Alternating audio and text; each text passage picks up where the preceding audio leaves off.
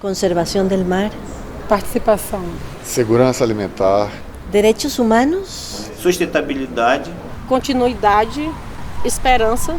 Evolução. Qualidade de vida. Tradicionalidade. Reconhecimento dos pescadores como agentes de mudança. A pesca artesanal envolve um amplo conjunto de atividades realizadas por mulheres e homens ao longo de uma rica cadeia produtiva. Da captura à mesa dos brasileiros, milhões de pescadoras e marisqueiros e tantos outros extrativistas asseguram que os preciosos frutos das águas resguardem a segurança alimentar e nutricional de nossas famílias. A pesca artesanal como uma cultura, como um modo de vida, como uma tradição e como um alimento principal na mesa do povo brasileiro. Dos pescadores artesanais, que tem um papel extremamente importante na geração de emprego e renda, na questão da organização e da utilização do espaço costeiro, e o papel mesmo que os pescadores exercem na observação e monitoramento, a gente pode dizer também, cotidiano do mar. A pesca artesanal ela tem um sentido de pequena escala que não agride a natureza de forma assim tão espaçosa. A produção da pesca artesanal, em sua maior parte, é comercializada no mercado interno. E diferentemente da pesca industrial, que é voltada mais para a exportação.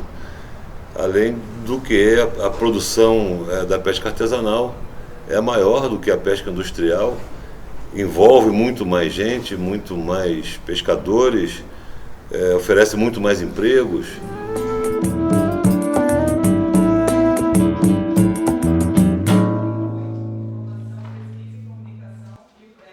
Há décadas, mulheres e homens de todo o planeta vêm trabalhando juntos e construindo com membros da FAO, Organização para a Alimentação e Agricultura das Nações Unidas, as diretrizes morais que devem nortear as políticas públicas voltadas para a pesca artesanal.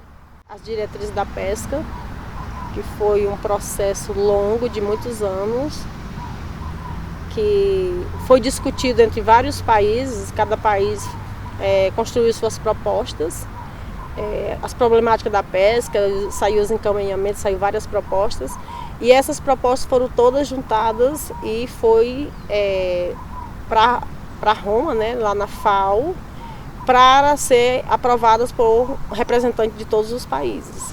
E aqui nós estamos para ver como nós vamos implementar essas diretrizes aqui no nosso país, no Brasil.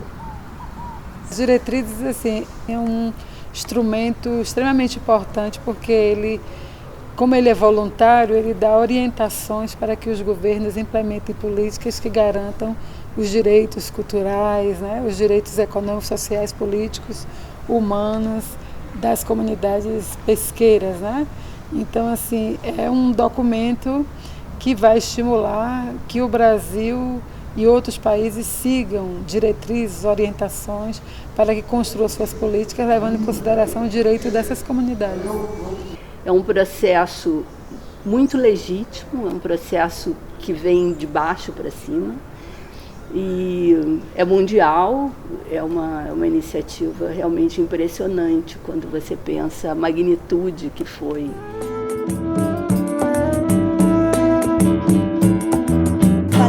Esa visión más integral para trabajar con estos sectores.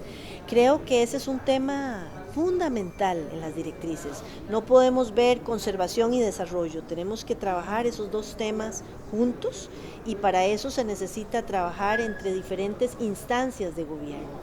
Tenemos que trabajar con el Ministerio de Ambiente, con el Ministerio de Agricultura, con el Ministerio de la Mujer, con el Ministerio de Trabajo y esto es una forma distinta de hacer el gobierno, ¿verdad? De hacer su trabajo.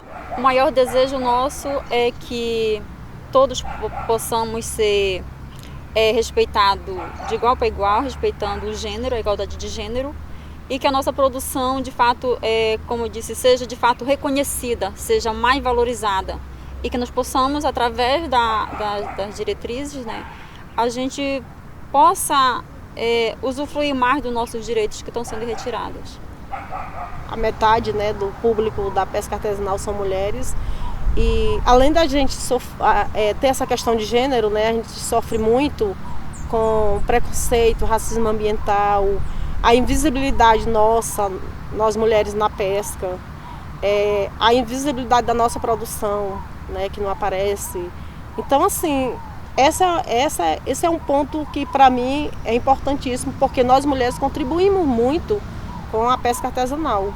A gente vive num momento que a própria existência das comunidades está ameaçada, porque o grande capital, as obras de infraestrutura do Estado querem substituir a presença dessas comunidades, né? Então as comunidades vivem num extremo, né? Ou a conservação total, que querem retirá-las, ou o grande desenvolvimento, que também querem retirá-las. Então é um grande dilema das comunidades tradicionais como um todo, principalmente as pesqueiras, que estão perto de recursos muito importantes de água, de belezas cênicas, né? De uma vegetação assim, importantíssima, como o manguezal, por exemplo. O maior desafio nosso é o governo. É o governo que vem tirando nossos direitos, é o governo que vem tirando nossa identidade, é o governo que vem mexendo com o nosso conceito de território e de identidade, né, para implantar megas projetos. Né? Vem os megas projetos e ele fica usando todas as formas de como é que se diz?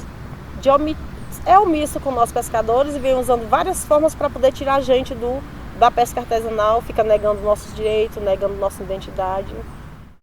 Agora, é obrigação do Estado brasileiro e dever de pescadores e pescadoras levar adiante esta mensagem. Qualquer mudança para o pescador e a pescadora artesanal, ela só virá se o pescador e a pescadora artesanal estiver envolvido no processo e for realmente o agente de mudança. Los sectores pesqueros también tienen una enorme responsabilidad para la implementación de estas directrices, con una visión de diálogo, de discusión, de resolución de conflictos para poder ordenar el territorio marino. Nós temos um resultado muito grande lá, por quê? Porque a gente protegeu, né? Mas estava escasso. Hoje nós temos muito peixe com abundância e várias espécies, muitas espécies. Então quem protege tem, né? É isso aí. A pesca artesanal, compreendida pela sociedade em sua grandeza, na sua fundamental contribuição com o desenvolvimento humano, social e econômico da nação, onde, na vitalidade das águas, encontra-se a saúde de nossa gente brasileira.